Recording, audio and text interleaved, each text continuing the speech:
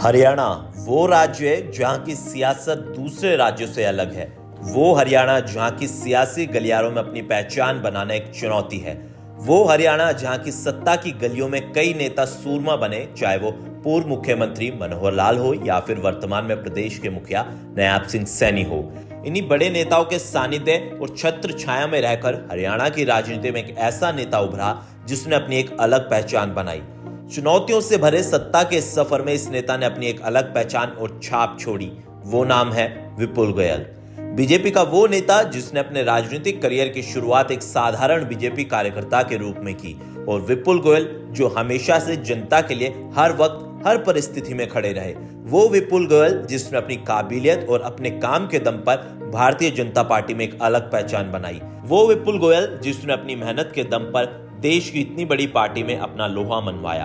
विपुल गोयल शुरुआती दौर से ही राजनीति और सामाजिक कार्यों में दिलचस्पी रखते हैं। चलिए आपको हमारी इस विशेष रिपोर्ट के जरिए बताते हैं कैसे उन्होंने इस सियासी सफर की शुरुआत करी। विपुल गोयल का जन्म 25 अप्रैल 1972 को हुआ।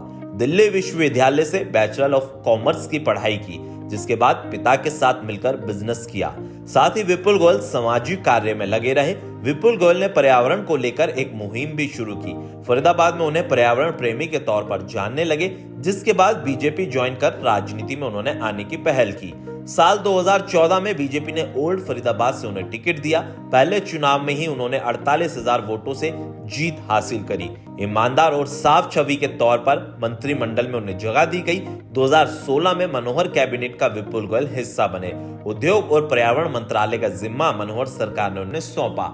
Ease of doing business Haryana की एक अलग पहचान उनके नेतृत्व में बनी, जिसमें हरियाणा को 14वें स्थान से तीसरे स्थान पर पहुंचाया।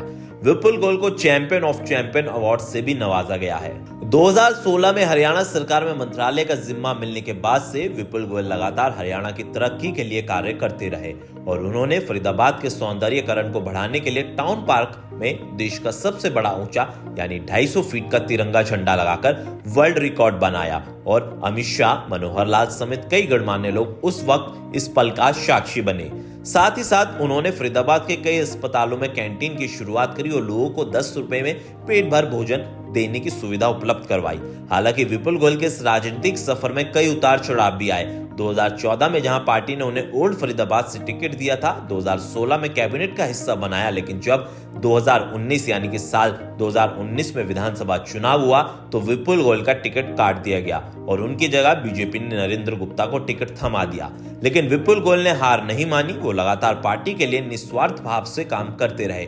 पार्टी की नीतियों को लोगों तक पहुंचाने का काम उन्होंने किया, और उनकी ईमानदार छवि और बेहतर कार्यशैली को देखते हुए पार्टी ने एक बार फिर से उन पर भरोसा जताया और उन्हें साल 2024 के विधानसभा चुनाव में फरीदाबाद से टिकट दिया गया। और फिर एक बार उन्होंने साबित कर दिया कि वो क्यों खास है। 48,000 से ज्यादा के मार्जिन से चुनाव जीत कर आए और कांग्रेस के लखन कुमार को शिकस्त दी। और इस बार पार्टी हाईकमान ने विपुल गोयल की कार्यशैली को देखते हुए सीधा नयाब सिंह सैनी सरकार में कैबिनेट का हिस्सा उन्हें बना दिया।